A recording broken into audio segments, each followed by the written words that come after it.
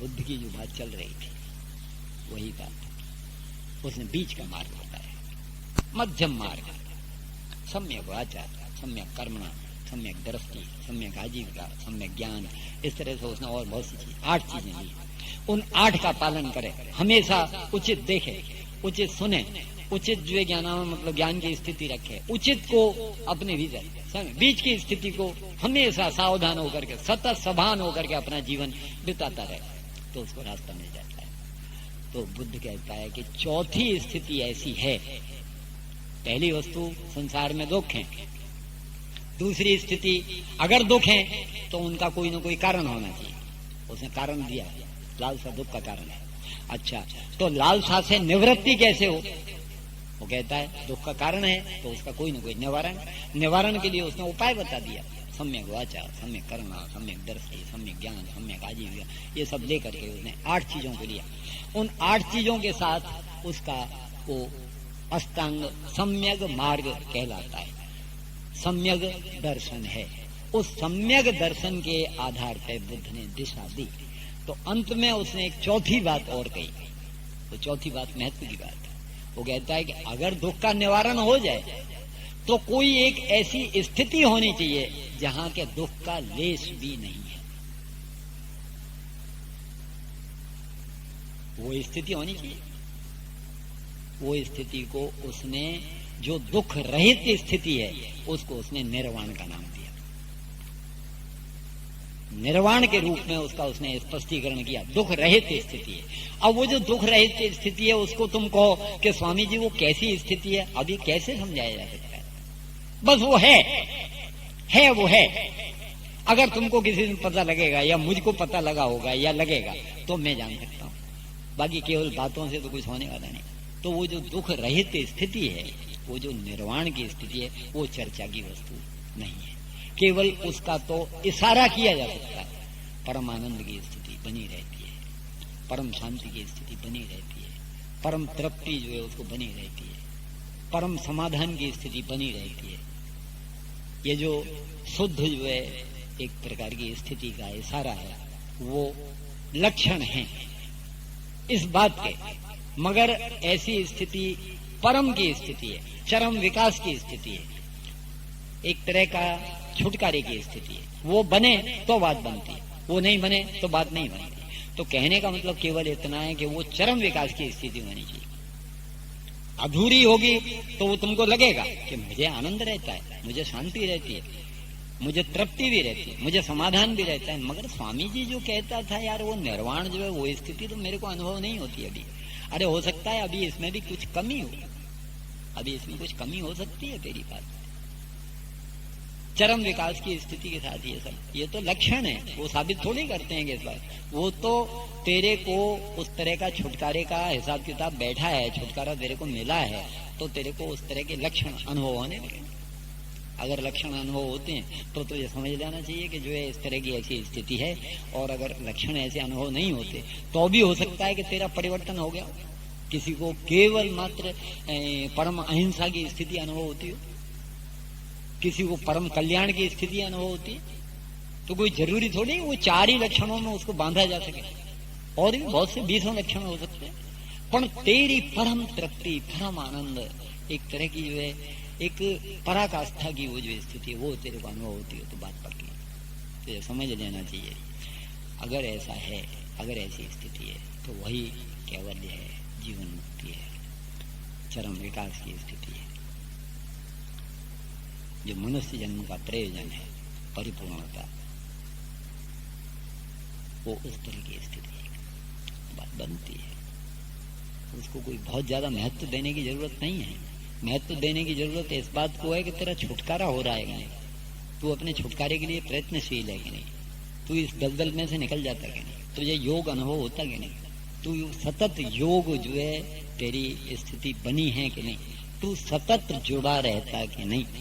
अगर तू सतत जुड़ा रहता तो तेरी बात सच्ची, और अगर सतत जुड़ा नहीं रहता तो तू कितनी भी बातें करे फिर उसका कोई महत्व नहीं।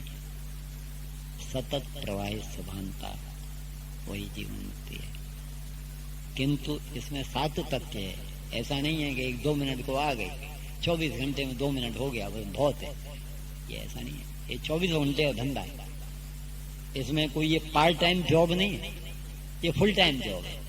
फुल टाइम जॉब की स्थिति है। फुल टाइम जॉब के मामले के हिसाब से फुल टाइम का मतलब है जो है ना 8 घंटे नहीं, फुल टाइम का मतलब 24 घंटे।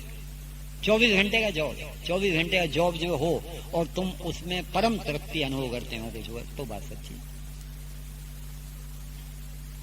फिर बात बन जाती है। इस विषय में तुम लोग विचार कर सकते। अगर तुमको कोई किसी तरह का ऐसा चिंतन चलता, ऐसा कोई प्रश्न पैदा होता तो उसकी तुम खोज कर सकते। तुम्हारी दिशा कुछ भी हो, तुम्हारी स्थिति कुछ भी हो, तुम्हारा मार्ग कोई सा भी हो, उससे कोई फर्क नहीं पड़ता, किंतु वस्तु की प्राप्ति से फर्क पड़ता है। अगर वस्तु की प्राप्ति हुई है तुमको और तुमको ऐसा अनुभव होता है कि हमने वस्तु को प्राप्त किया है तो बात बनी है, अगर ऐसा नहीं है तो बात नहीं बनती। वस्तु की प्राप्ति का प्रमाण क्या कि जीवन में रूपांतरण हो जाना चाहिए। जीवन में रूपांतरण हुआ हो, जीवन की रूपांतरित स्थिति हो, 24 घंटे दूसरे जो ज्ञानों में सही स्थिति वाला जो है आदत, कोई भी ऐसा साधक हो कुछ हो और वो माइन्यूटली ऑब्जर्वेशन रखता है तुम्हारे ऊपर, उसको अंदाजा लग जाता है कि वो भाई उसका रूपांतरित स्थिति है। रूपांतरण की स्थिति सच्ची स्थिति है, रूपांतरण के बिना कुछ होने वाला नहीं। तो ये बात नक्की हो जानी चाहिए। तुम चिंतन कर लेना, विचार कर लेना, विचार करके जो है इस बात का निर्णय कर लेना, अपना रास्ता नक्की कर लेना। अगर जो है इधर जो है ऐसे ये चाहे भोग हो तुम्हारे जीवन में मुख्य, चाहे त्याग मुख्य हो, वो हमेशा एक सा नहीं रहता है और तात्कालिक स्थिति बदलती रहती है। महीने 2 महीने बहुत भोग की पराकाष्ठा रहती है और उससे कंटाड़ा आता है तो फिर त्याग की स्थिति जीवन में आ जाती है। तो भोग त्याग, भोग त्याग, त्याग भोग, त्याग भोग, इस तरह का छेड़ा हमारे जीवन में चलता रहता है। उसके बीच में वस्तु कहाँ है उसको तुमको ढूंढ लेना है। तो उस योग को तुम प्राप्त कर लेते, चाहे कर्म के द्वारा, भक्ति के द्वारा, ज्ञान के द्वारा, हठ के द्वारा, साधना के द्वारा और किसी तरह कुछ भी तुम्हारा कोई भी रास्ता हो तो जो बात सच्ची है, नहीं तो बात बनती नहीं। ये तुम्हारा काम है कि तुम उसको अपने जीवन के साथ जोड़ो, अपना तुम्हारा जीवन उससे प्रकाशित हो, तुम्हारी अपनी जीवन की वो स्थिति हो तो सच्चा है, नहीं तो बात बराबर नहीं। आज चर्चा का समापन होता है, सभी बातें पूरी हो जाती हैं। पिछले टेपिंग में जो चर्चा का समापन किया था उसका आज कंक्लूजन जैसा समझ सकते। और इस सब से किसी भी प्रकार का भी थोड़ा सा भी कोई दिशा निर्देश होता है, कोई थोड़ा बहुत भी समाधान अनुभव करता है तो तुम्हारा सबका ये श्रम लेखे लगा हुआ समझा जा सकता है। इसमें ये जो शरीर है वो कहीं आड़े नहीं आता। मुक्तानंद जैसी कोई वो वस्तु सत्ता उसमें कहीं कुछ नहीं है। तुम लोगों का प्रयत्न है, तुम लोगों की प्रयत्न की स्थिति है, वो किसी के लिए उपयोगी होती है तो तुम्हारे अपने लिए एक प्रकार का गौरव का विषय है। इसमें तुम किसी भी दूसरी चीज को आड़े आने देना नहीं है। किसी भी प्रकार का खोटा अहम, खोटी इस तरह की ऐसी स्थिति जैसे हम कुछ वो हैं, तो ये सब भूल भरेली मान्यता है। अगर कोई दिशा मिलती है, कुछ होता है तो समझो कि भगवान की मोटी मोटी कृपा है। भगवत कृपा का ये स्वरूप है। इसका केवल थोड़ा बहुत अनुसार दिया जा सकता है। भगवत कृपा क्या वस्तु है इसको समझाने की कोशिश की जाए तो अधूरी बात है। कल तुमने कहा भी था भगवत कृपा क्या स्वरूप, वो कुछ समझा ही नहीं। क्योंकि वो पीसेस नहीं है, वो होल है, होल के रूप में है।